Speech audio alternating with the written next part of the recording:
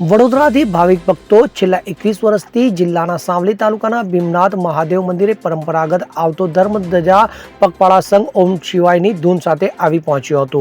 તો પરમ પૂજ્ય બ્રહ્મલીન શ્રી સાવલીવાળા સ્વામીજીના ગુરુ મિત્ર મહંત શ્રી 1008 જગદીશગીરી મહારાજે 21 વર્ષે પૂર્વે પોતાની હયાતીમાં ધર્મધજા પગપાળા સંઘની શરૂઆત કરી હતી. તો વડોદરાથી ભાવિક ભક્તો સાથે તેઓના સાનિધ્યમાં ધર્મધજા સાથેનો પગપાળા સંઘ સાવલી તાલુકાના સુપ્રસિદ્ધ ભીમનાથ મહાદેવ મંદિર સ્થિત સમાધિ મંદિરે પૂજા અર્ચના પૂર્ણાહુતિ કરાતી હતી.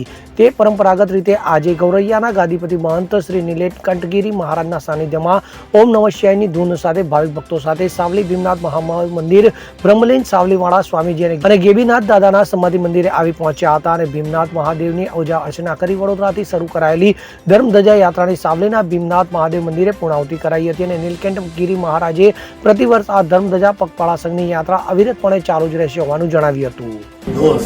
मित्र महंत 1008 महंत जगदीशगिरी जी महाराज ने ये कितना 21वां पद यात्रा 21वां पद यात्रा और भक्त मंडल का अच्छा उत्साह उमंग और गर्म जोशी से बहुत अच्छा पद यात्रा चले आ रहे हैं. आगे के लिए भी चलते रहे. उनके आशीर्वाद थे.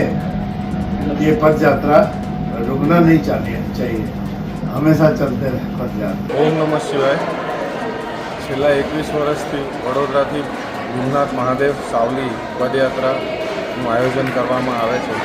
આ પદયાત્રાની શરૂઆત પરમ પૂજ્ય 1008 મહંત શ્રી જગદીશગીરી દાદાએ કરી હતી અને એમને જ્યારે પ્રથમ વખત આ યાત્રાનું આયોજન કર્યું ત્યારે એમને ધજા આપતી વખતે કીધું હતું કે આ ધર્મ ધજાની યાત્રા કોઈ દિવસ અટકે નહીં.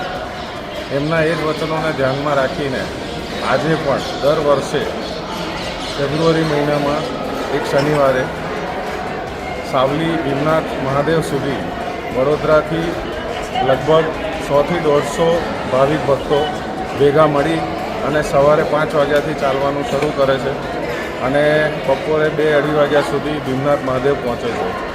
બધાના મનમાં બાપજી પ્રત્યેની લાગણી, શ્રદ્ધા અપરંપાર હોવાથી કોઈને થાક લાગતો નથી, કોઈ એવો થાક અનુભવતા નથી અને બાપજીની દયાથી છેલ્લા 21 વર્ષથી આ યાત્રા નિર્વિઘ્ને સંપૂર્ણ થઈ રહી છે અને આવનારા હજારો વર્ષ સુધી આ યાત્રા આ રીતે જ ચાલ્યા કરશે. સ્વામીજી જગદીશગીરી બાપજી અને હાલમાં અત્યારે નીલકંઠગીરી બાપજીના આશીર્વાદથી આ યાત્રા દર વર્ષે આ રીતે યોજાતી રહેશે અને આ રીતે જ બધા બાપજીના ભક્તો સાવલી પદયાત્રામાં જોડાતા વધુના વધુ સંખ્યામાં જોડાતા રહેશે. ઇકબાલ લુહાર સાથે CN24 ન્યૂઝ સાવલી.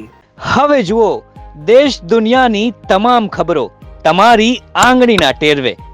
ઉઠાવો મોબાઈલ અને Google Play Store પરથી ડાઉનલોડ કરો અમારી CN24 ન્યૂઝ મોબાઈલ એપ.